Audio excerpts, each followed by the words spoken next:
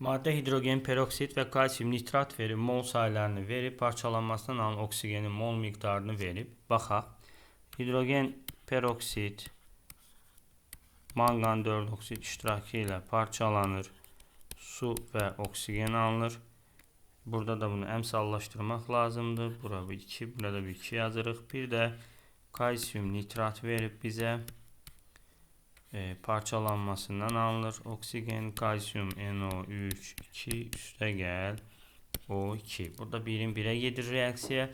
Burada eyni moldur. Ya bunu da 2 eləyək. 2, 2, bu da 2 olacaq.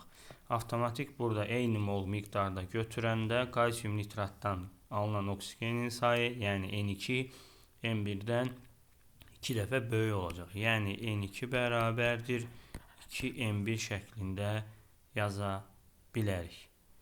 N2 bərabərdir 2N1. Cavabımız Y variantı.